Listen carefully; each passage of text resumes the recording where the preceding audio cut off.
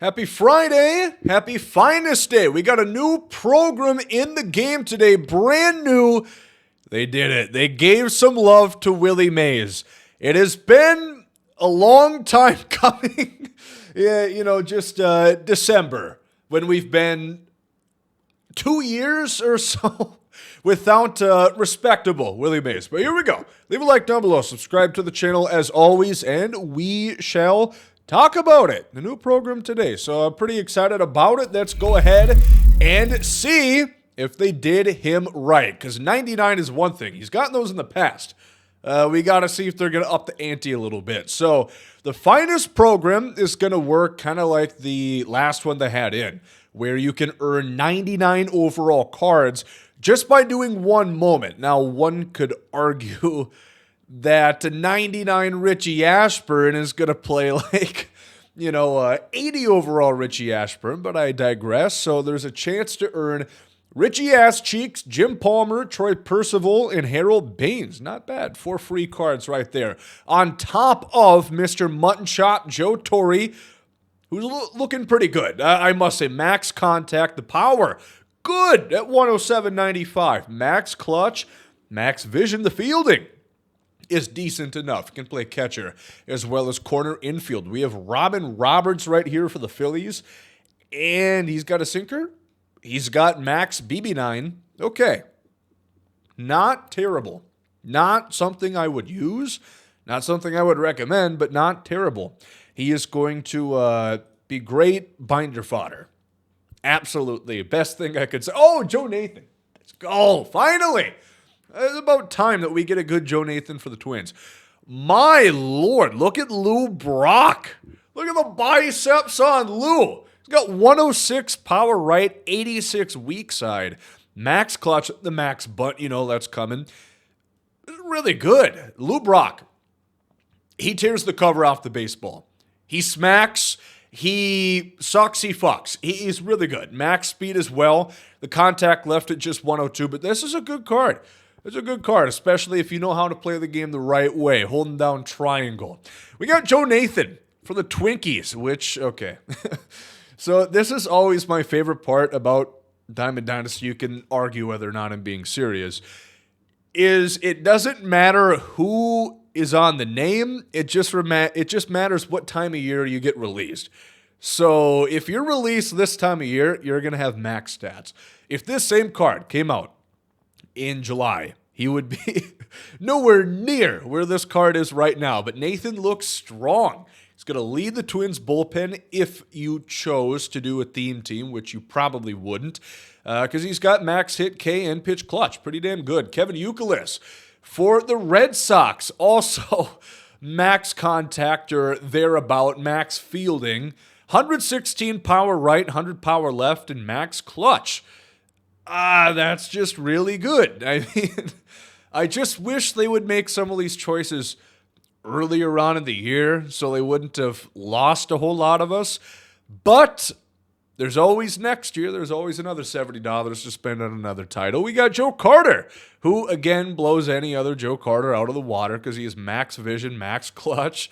He's got max power, max contact left, 70 speed, and gold defense.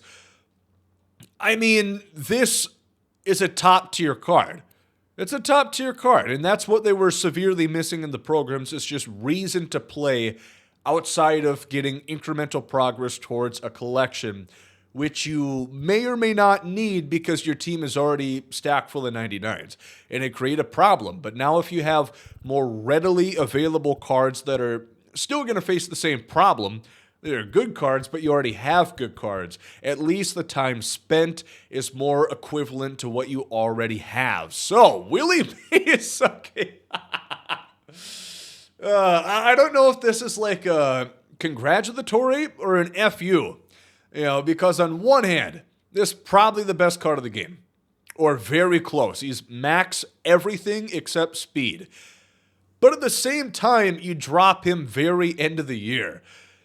I don't know. Tough to say, but this card is going to smack. He's crazy good.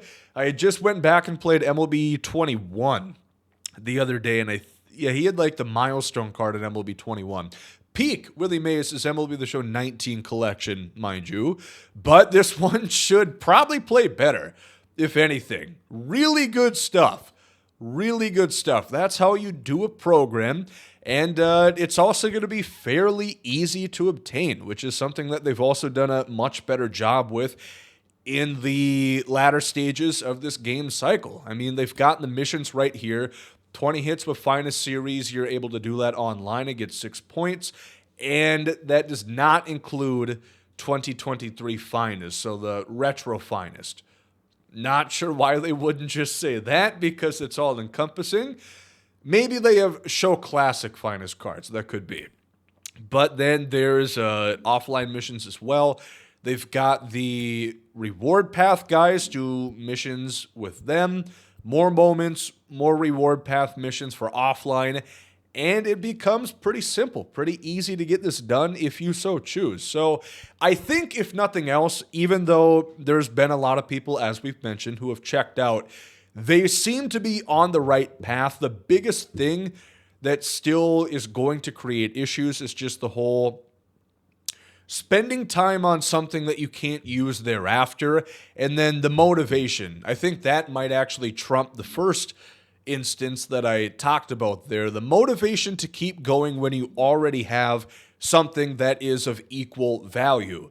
Even though that program is easier to complete, is it worth getting for just a different name if the card's going to play pretty much exactly the same?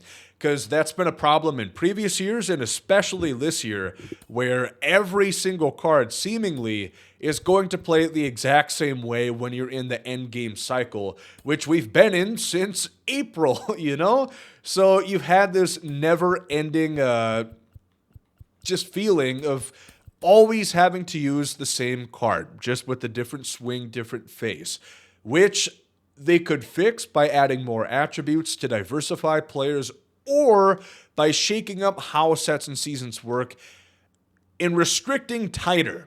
I actually think a tighter grip with SDS is going to be more beneficial in the long term than shorter grip. Not even a content schedule. Is that it? Oh, there's also the pack in the store. We should talk about that. And the moment players as well. There's Bill Mazeroski, who, if you want to spend $50K for it, you very so well could, but I'd classify that as highway robbery in broad daylight. I don't know if that's necessarily legal for SDS to do, but if you're a sucker enough to do it, go ahead and do it. That is going to lead into another Finders Keepers collection, if you care. So if you're going to want that, you're pretty much going to need Bill Mazeroski, so just keep that in mind. I do just want to see Richie Ass Cheeks. I couldn't care less about any of those other 99 moment cards.